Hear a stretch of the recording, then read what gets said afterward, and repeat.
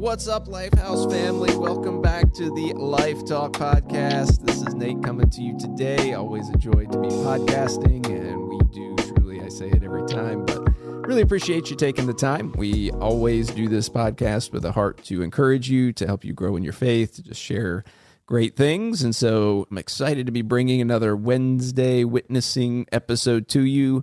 Opportunities to stay true to our roots. We started the Life Talk podcast to share stories, to help Lifehouse get to know Lifehouse. And so today I am joined by a super special guest, my good brother. I call him the great Al Tapkin. Al, what is going on today? How you doing? Doing fine. Good, man. First time podcasting, right? So got the headphones Yeah. on and the microphone in the face, feeling good. I'll get this figured out. Okay. I didn't turn the heat lamp up too hot on you, did I? Not yet. Not yet. So, Well, man, Al, I appreciate you taking some time. I know a little bit of your story and just incredible what you shared with me, but just looking forward to sharing that with the Lifehouse family. And so I know you are a deacon here. Have been at Lifehouse how long now? 10 years. I'll tell you what, we were here on the 4-year anniversary. Was our first time here. Okay. So right about 10-year mark. Awesome. And so anybody might remember, Tapkin might sound familiar if you've been following with us. In August, Al's better half, Judy, was on talking about prayer. So if you have not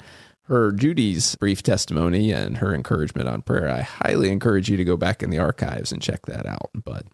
But Judy shared her story, so I was like, well, we got to be equal opportunity within the marriage relationship here.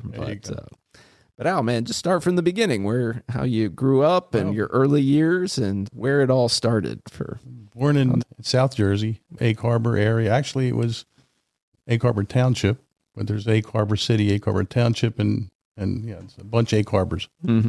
Yeah, born there, spent my life there basically until about 60, because I'm 69 now, so 59 years old is when I came to Delaware. Oh, wow, okay. So I've been in Jersey all that time, and grew up with a mom and a dad that were loving. My dad died at 8 years old. Oh, okay. A couple years, I guess, several years later, my mom remarried. Great guy, and I can't complain about my stepfather. He was very religious in the way of Catholic. He was a Catholic. He went to church every Sunday.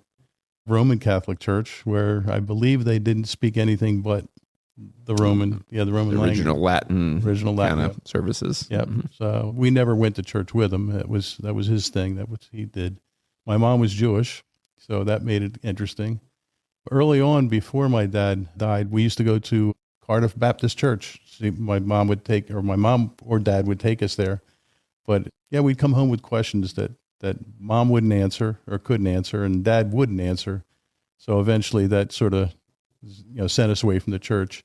After my dad died, we went to synagogue, and I was bar mitzvahed. Again, not having any idea what I was saying as I was going through it. It's a cantar. You actually sing your sort of like the service. And I had no idea what I was singing, but there I was, and everybody came to the big party in Atlantic City, and we had it was a thing. But I don't remember going back to the synagogue after I was bar mitzvahed.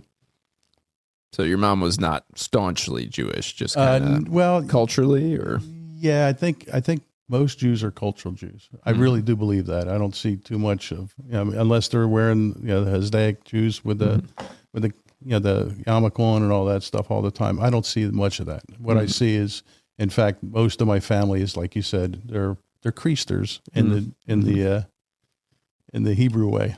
I got you. So kind of Catholic, Baptist, Jewish. You grew up with a lot of influences, but nothing I had really all three, consistent. And they all kept telling me that you pick what you want, which is kind of not the way you raise your kids. But I mean, I don't think any of us really turned out really bad. I have a sister that's a black sheep, and she ended up dying from a lot of the things she did early on.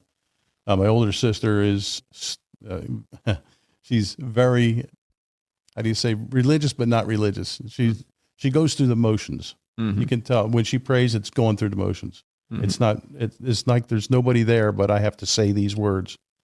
So that's what I've seen out of the kind of the results of those the Jewish influences on the family. And unfortunately, we hear so much of that. Parents who want to, we just want them to find their own way. Yeah. It's like that's not a good way. So how did that play out then? So did you go to college? How did that play out into your? Did not much of anything at that point.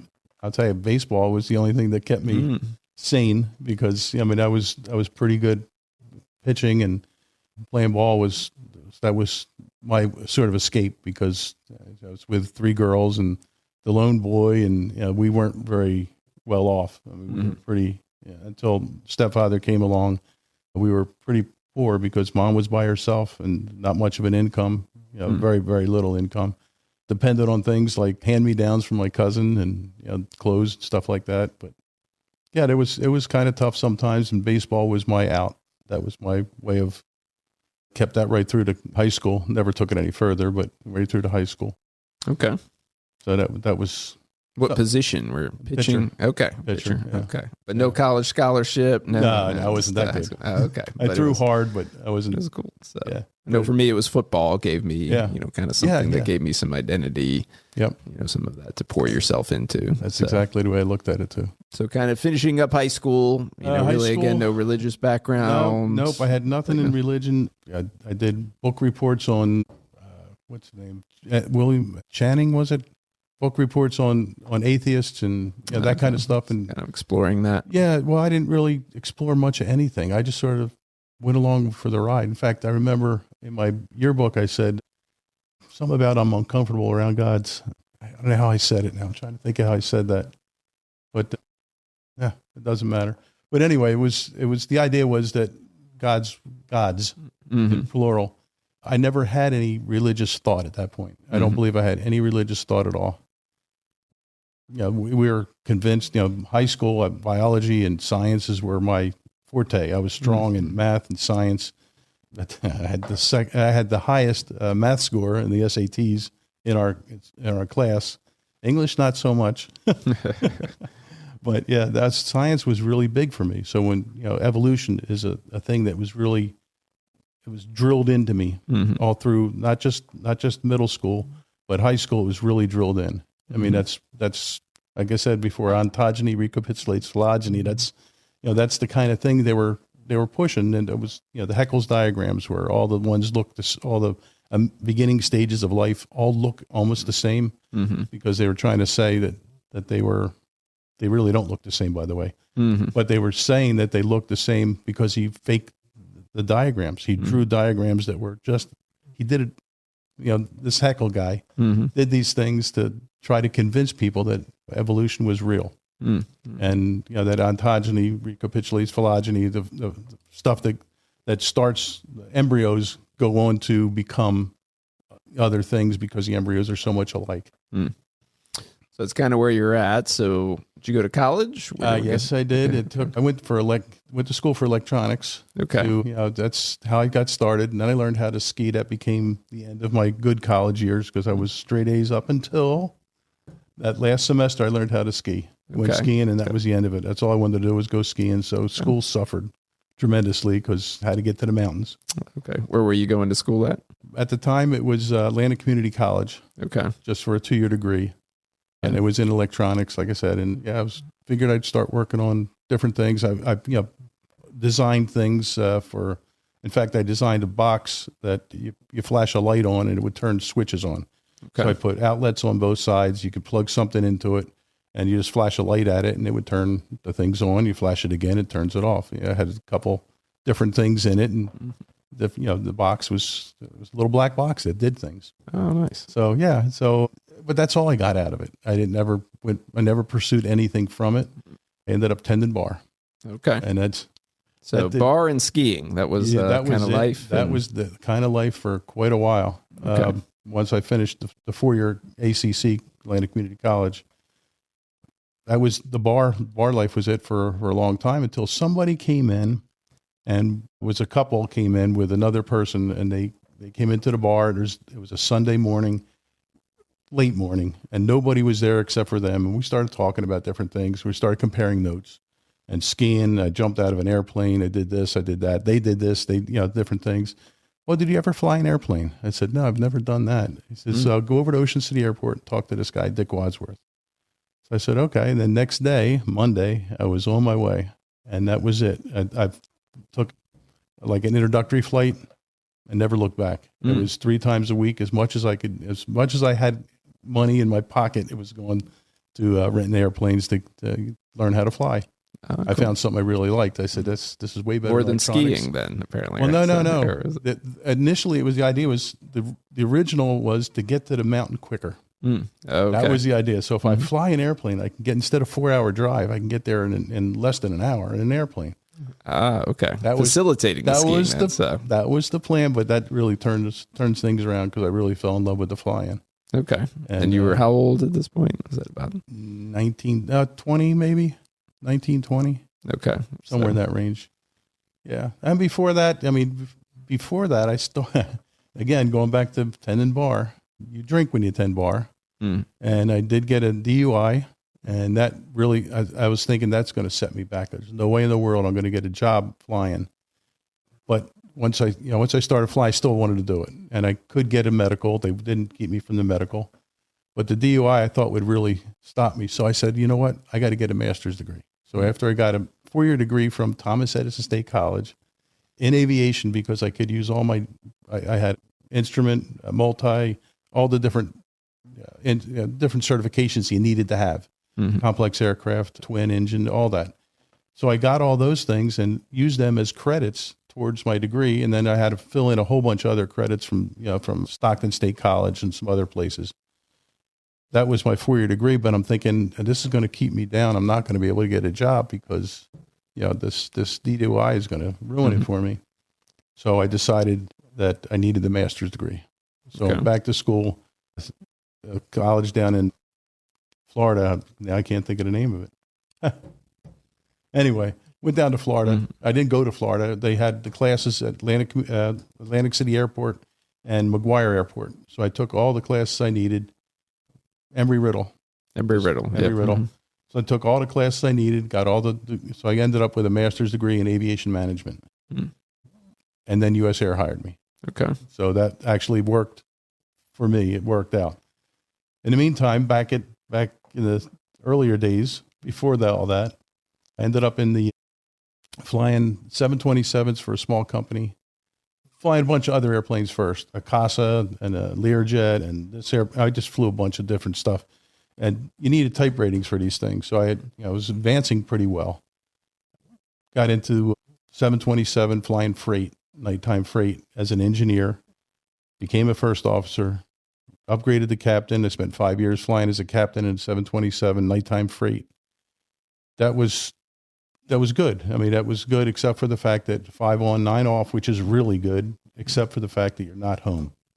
You're 5 days away. You're away in 5 or sometimes 6 days. You're away. You're not. And the wife used to run the house when I wasn't there. And when Talk to me about, where did you meet your wife in amongst all this? That was in the bar days. Okay. In the bar days. And I kept putting off. This getting marriage thing was like, well, once I get my 4-year degree, and then it was once I get my master's degree, then it was once I get a job. And then when I ran out of excuses, I loved her. I figured, well, yeah, why am I dragging this out? So I did. I got married. We had 2 kids, Jenny and Robin, 2 little girls. The story goes on with them, how things really molded with them. Yeah. So flying the 727 and those days off and not being available.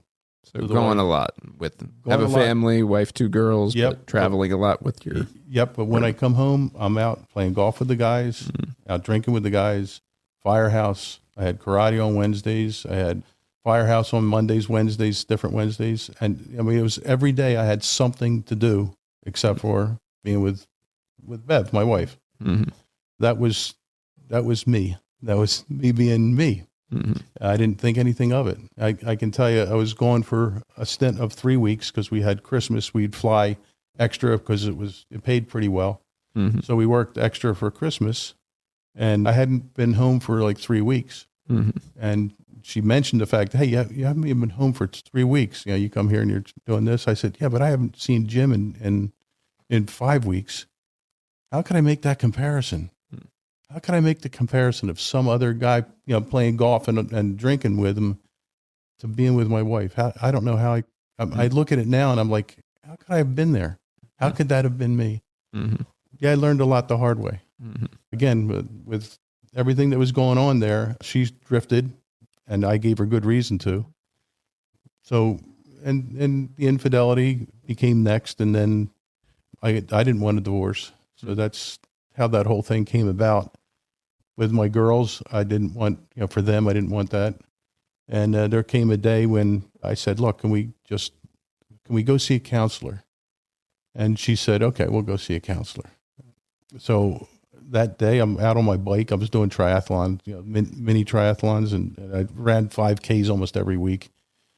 So we out on the bike, I go down to the corner where I'm meeting a friend who's going to ride with me. It's a 20-mile bike ride. So I'm sitting there waiting for him. He pulls up and a friend pulls up in a car and he says, he's talking to the other guy and he starts talking to me. He looks at me. He says, hey, if you ever need anything, pastor down at the church down the road there, if you ever need me, just come on down. I took that as like, what's going on here? It's like, this is, I wasn't with God at all, but this is like a God thing. How can this be? I just asked her if we could do this. She said, yeah. And here's Joe Paul's. Here's a pastor. I said, that's good. Pastor's good because that's better than some counselor that's going to say, read this book.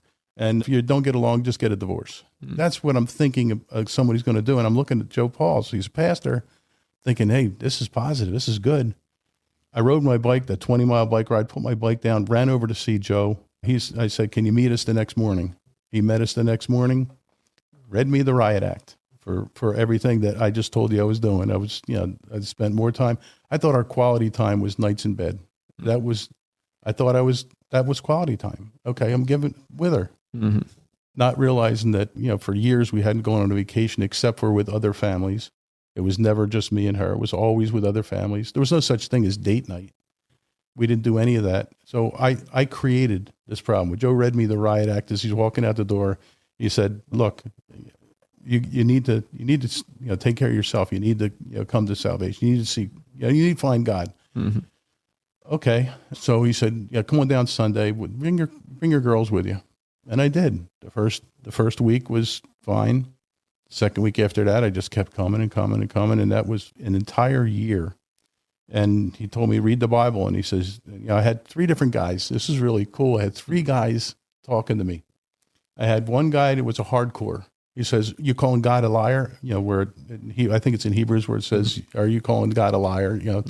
The other guy was real soft touch. And then was Joe Paul's right in the middle. So I had 3 guys sort of not teaming up on me, but when I had questions, I'd go to any one of them. But one guy would be like, "You're calling God a liar." I said, "I don't know. I don't know what I'm doing here." So I read the Bible cover to cover. It took a while, and everybody kept saying, "Just go to John. Just go to John. Read John." I said, "If it's true, it's got to all be true. I'm going to take it cover to cover." And it took me the year to read it cover to cover. And each week I'd go to Joe Paul's and say, look, Joe, right there, that can't be right. We'd have our little Sunday school down the road right after church service, Sunday school for the men. We'd go down the road. We'd have our little discussions. We'd drive or we'd walk back. I always walked up and back. Never rained. Never rained. Every Sunday. God wanted you there, right? Sure, it never rained that entire year. We headed back there, and I'd stand there with Joe. My girls would be in the car, listen to music. Actually, believe it or not, Christian music, because my sister was a Christian. She gave us some CDs. They'd sit in the car quiet. I can't, 7, 8, 9 years old, both of them, and they were never complained, never nothing. It never did. They were fine with everything. But I'd spend a half hour to an hour out there arguing with Joe. So showing Joe, it just can't be right. I kept pointing to scripture that I just read. This can't be right. We evolved. We came from primordial slime.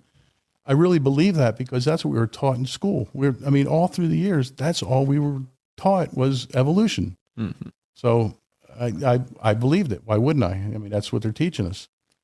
But the soft guy, the one that was real soft on me, had me reading ICR's little blurbs about different things, and I started to see that evolution might be a little bit off, might be wrong. And so that took a while. That was a long process because it took me the year of reading the Bible. I finished it, and I still didn't, each one I'm saying, they almost gave up on me coming to Christ because I'd say, no, I'm not, I don't know. I just don't know. I got to finish. I got to read it all. Not just John. I got to read it all. I read it all, and I still didn't come to it. And it was one of those, I think it was like a Monday or a Sunday. It might have been a Sunday night or a Monday. And it was Wednesday. I was going to go to church. It was January 20th, I think, and I can't remember the year now. But I just realized I'm sitting here trying to prove it wrong, and I'm failing. I'm trying to prove this. I know that's what I'm doing now. It took me reading the Bible and a couple more weeks to realize I'm just trying to prove it wrong. That's why I'm going to Joe with it can't be right. I realized this is right. This is true. And at that point I said, well, I'm going to go Wednesday night and I'll talk to the guys. And I did. And I that was when I came to Christ. I admitted that I'm a sinner and I know that. And I don't, to tell you more stories about the bar days would be to glorify the devil because there's just, you just do things and you just, because there's no reason not to. There's nobody stopping you. So, there's no morals. There's no morals in that. It's just, you don't have any backing. There's nothing that says you should do this or do that. The world doesn't tell you that. The world lets you run wild. And that's what I did. I ran wild.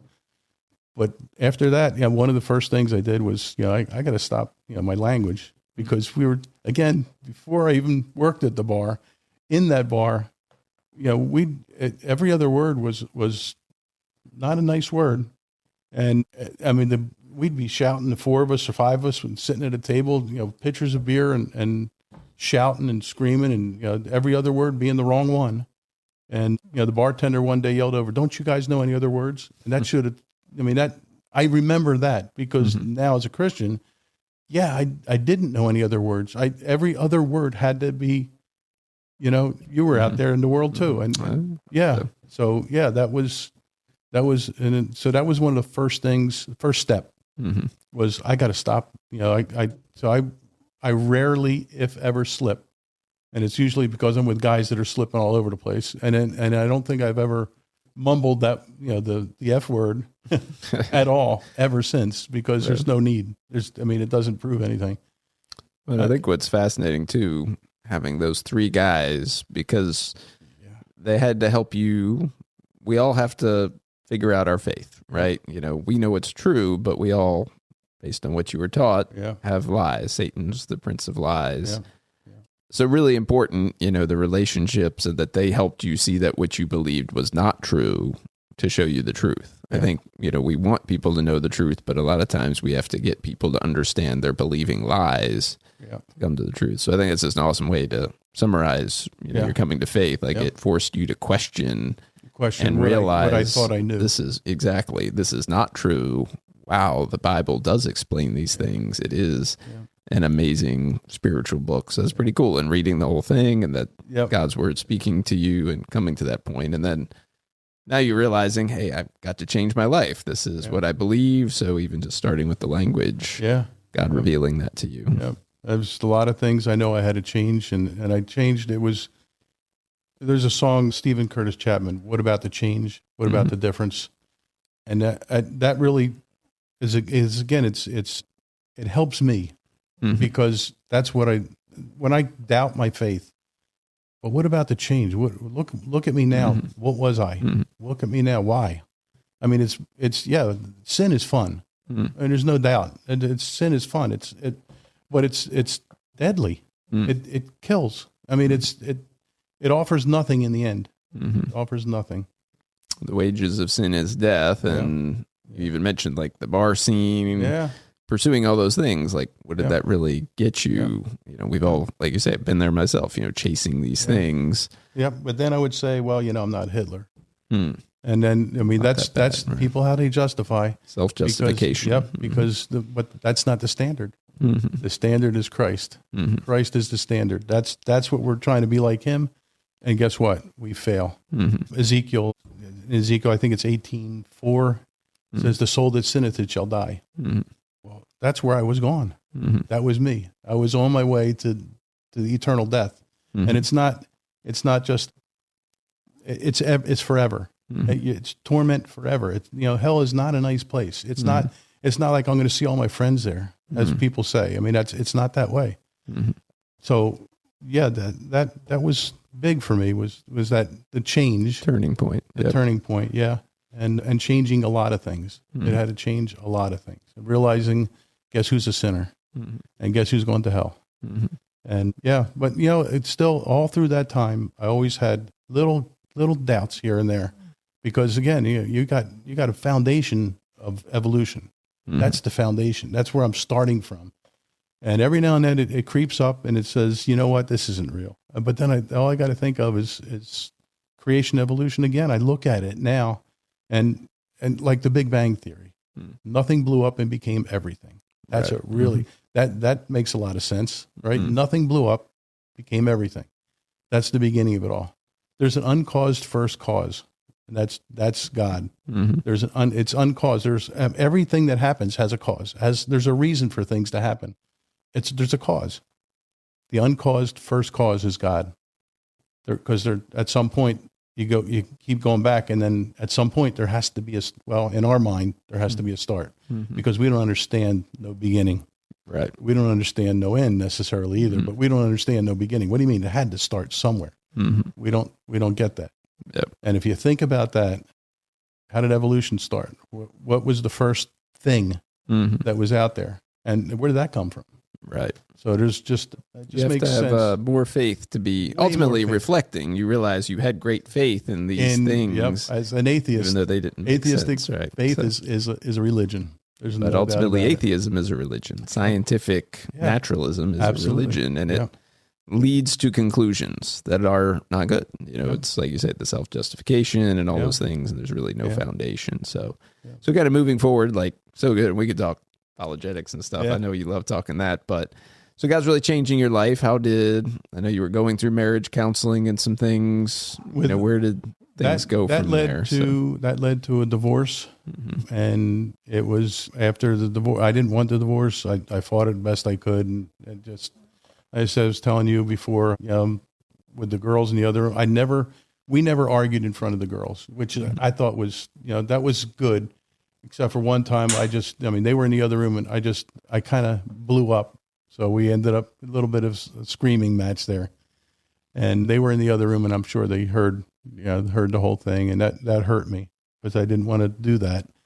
And there were times, like I said, looking with this whole thing going on, I did not want this. I wanted our kids. I wanted our family. I suddenly loved our family, and I was saved, and the girls were gone. And one of the things she really got mad about was I took them to be baptized, and me, I was baptized, and they were baptized out in the river, Egg Harbor River.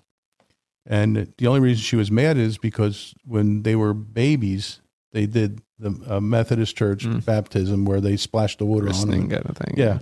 And, I knew from a good solid pastor, Joe Paul's, that you need to be submerged. That was what baptism always was. Mm-hmm. And so she was kind of mad because, well, they already did that. No, they really didn't. Besides the fact that they didn't make that decision themselves either. Mm-hmm. That was put on them. That's the Catholic way of doing things. Well, they were baptized. They don't remember it. They don't remember why they were baptized. They don't know anything about that. Mm-hmm. So that was a sort of a sticking point. Again, it's 8 months after the divorce. She called me on the phone, and I knew she was living with this guy, living with him now. And I was about to ream her out, and she said, "I have cancer." So 8 months later, she died. So it wasn't a little thing, and it was hard. I mean, we were divorced, but I didn't date. I didn't do anything for almost 5 years because I didn't want to make that impossible to come back. Mm-hmm. But after the divorce and after 8 months, and she died. And the girls, I don't think they ever knew how to grieve. I think that was an issue for them. I don't remember them ever crying about it. And I never badmouthed Bev. I never because I caused a lot of that, and I see that now, and I see my sin. Yeah. Mm-hmm. But had that not happened, some people in our church, when she was in the hospital, went up and talked to her, and she came to Christ. Yeah. This is tough. Yeah. So she came to Christ at that time with one of our people from church, and that was cool. That was necessary. I wasn't in a position where I could talk to her that way, but they did that, and I know where she is now, and that gives me a lot of relief too. And I think the kids too. I think they sort of they're walking. They're walking a good walk. Both of my daughters, and that's good, and their husbands too. So, yeah. And again, with Judy and her kids, they're walking too. So, I mean, I don't want to say her kids anymore. It's our kids. Yeah. We blended beautifully. It's unbelievable. We're going on vacations together. We do everything together. So it was kind of obviously coming to faith, some of the hardest years, spiritual warfare wise, then we think, everything's wonderful, but a lot of times there's trials with those times. So it sounds like you kind of went through that, but praise God. Yeah. Your ex-wife the trials coming to were faith. Necessary. It's never too late, right? We know that on the cross. That's great. Trials were absolutely necessary. Then how did Judy come into the picture here? How did she came in church? She was in church, and it was a singles group. Okay. That she was, she asked me to come because one of her friends was interested in me. Okay. So, well, we got there and I found out where she lived, and I said, well, I can no serious anything yet, but I said, I can pick you up because it's a long drive to church and you're right down the road. So I'll come pick you up. So that's how it sort of started. We never had a date until I guess it was maybe 3-4 months of being together. But we never really were able to go out, or never worked out. Eventually we did. And that's how the whole thing got started, and we got married within a year. Okay. Our pastor doesn't like doing anybody for less than a year, but he says, "Yeah, you're getting up in age." So they sort of let us get away with it. Time is ticking, huh? Yeah, time is ticking. So yeah, we got married, and it was great. All our friends were there, even the secular ones, a bunch of them. It's hard because you lose those friends. They sort of go away. Once you kind of lose that commonality, you don't really have that. Yeah, we're not going out drinking. We're not doing this. We're not doing that, and a lot of that changes, but it's necessary. Mm-hmm.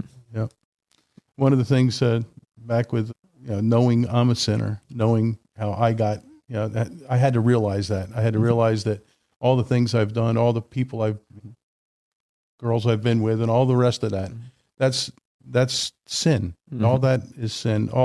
All the there's I stole, I coveted, name all 10 commandments. I've done them all. I've failed in every way. I've failed the 10 commandments. That test is long failed. Mm-hmm. Every one of them. I never put God first, or I didn't put God first back then.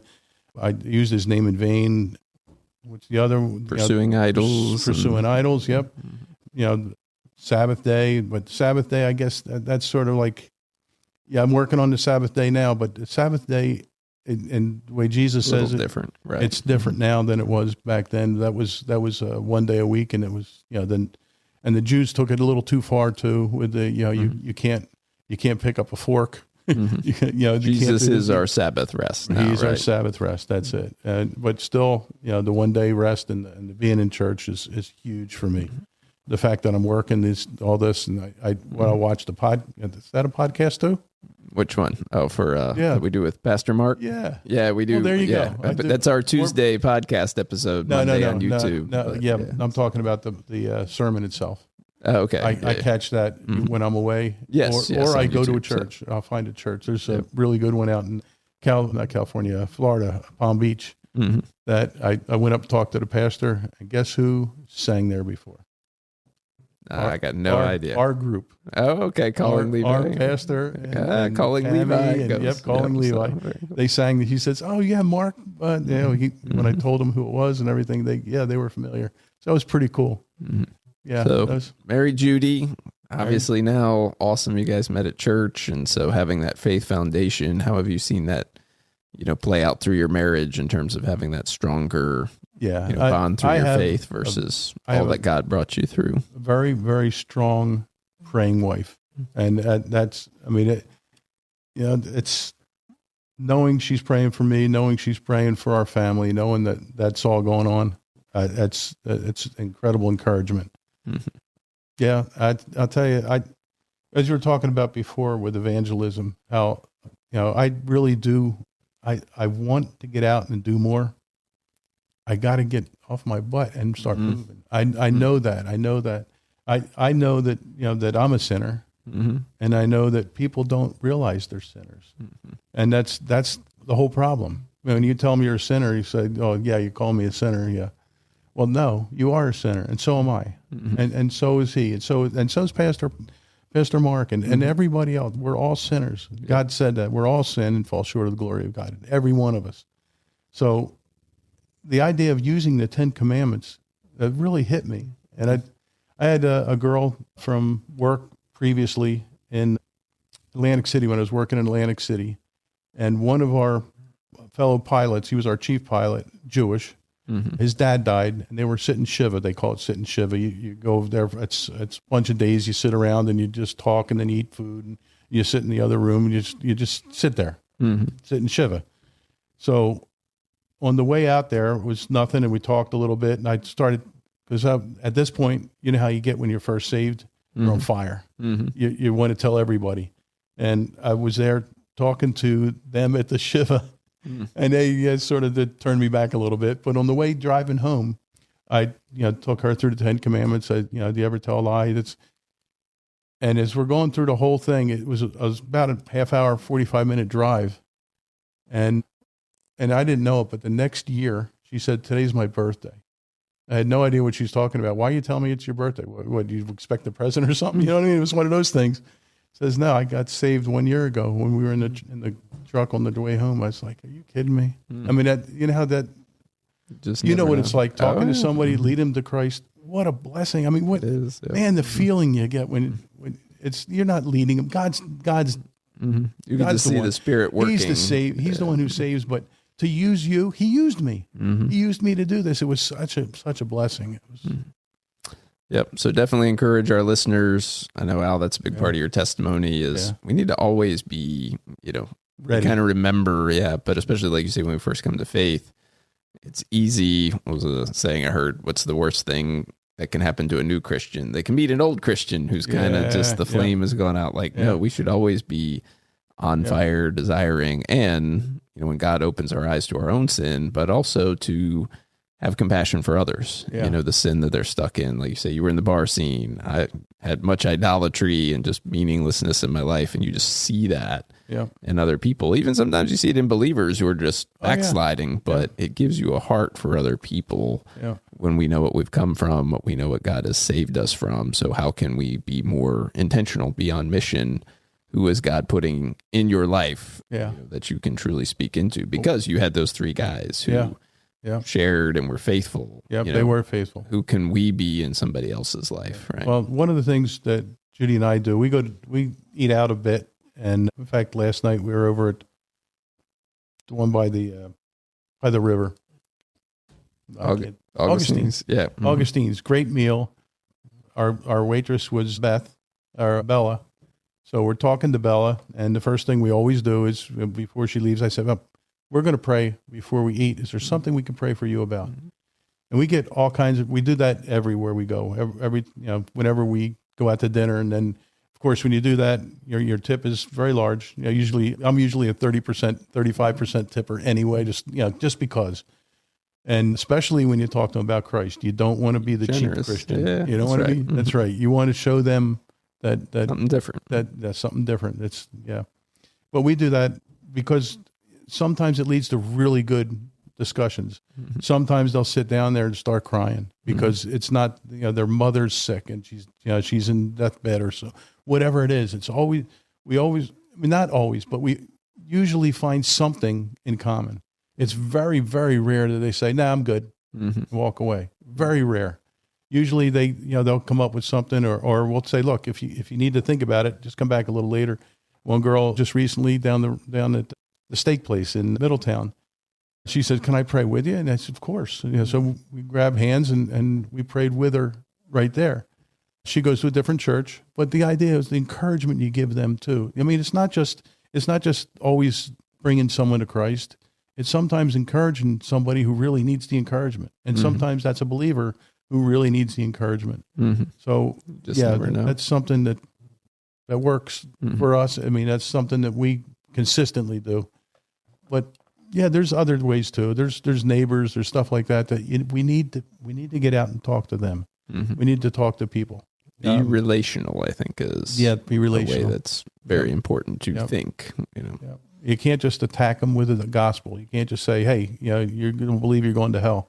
Can't attack. I mean, you give grace to the humble and the law to the proud. That's the way I think it should be done. I mean, when it's a humble person you're talking to, I mean, you don't have to hit the 10 Commandments and tell them they're sinners. They know. But the proud people, the proud ones, are the ones.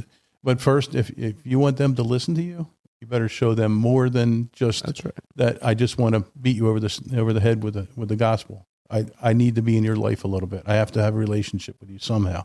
I have to show you some kind of love for you to, put time into what I have to say. No one cares how much you know until they know how much you care. Yeah, so if you truly care, we're out to win souls, essentially, if you want to use the old Billy Graham term. But we're not out to win arguments or debates. It's good to be equipped and have good reasons. But truly, we should care for people and be looking to share the truth. And that's what we have graciously, God has done that. But like you said, we can be used by God in amazing ways. And I know, one of the best experiences of my life is seeing a friend of mine come to Christ and being there and sharing the gospel. It's like, man, I praised God the whole drive home, and it's a long God story. I've told a few parts of it. A lot of tears. He might hear this podcast. I don't know. He's a great guy, and it's changed our friendship. Like our friendships become deeper having that in common. So, well, man, we could talk for a long time, but I appreciate you sharing just kind of where you came from and just where we wander through and God really having to show us. But hopefully, for the listeners, you may know somebody like Al used to be, or many of us, but don't be afraid to share the truth, to speak into them, to care about them, to have talks with them. Let them talk about their atheism and just ask questions, help them examine and really break down those beliefs, in a loving way. We want to break down the lies and rebuild in the truth. So look for those opportunities every day. Yep. Questions work. The last 10 years I've been here at Lifehouse first in the school, or first in the school was there. Like I said, 4-year anniversary, and it's been great since. I've been able to. I love serving. I wish I could do more with this flying schedule I have. Makes it bad, but I really think that to get involved is the big thing. Judy, when she first started here, you cannot believe what happened to her in 10 years, because when she first came here, she wanted to go to a different church because there are too many young people. There's no old people here. That's 4 years ago, or the 4-year anniversary. There were a lot of young people, and we were older, but there were also a lot of old people that we didn't pick up. But really? She has grown so much in that time span. That, I mean, her prayer life has gone from 10 to 100. So it's and everything I do now, I try to do with him in mind, with him knowing that he's there. That even when no one else is watching, he's watching. That's right. And if we keep that in mind, that'll keep us in the right direction. But we're still going to sin, and we're still sinners, and we still need a Savior. It's a lifelong journey. Yes, right? it is. We continue that. So we'll appreciate the conversation. No problem. Lifehouse family, hopefully this was an encouragement to you. I encourage you to see Al he's got the big old beard and bald head, look a little like Santa Claus, but he is a deacon here, so I'm sure he would love to talk to you if you have questions. As always, if you have any, let us know. We'll be glad to talk to you. But Al, thanks so much for this time, and listeners, thanks for tuning in, and we will see you next time. Thanks for tuning in to the Life Talk podcast. If this episode encouraged you, please be sure to like, comment, subscribe, and leave a review so others can find this content as well. And we'll look forward to seeing you next Monday for another great episode.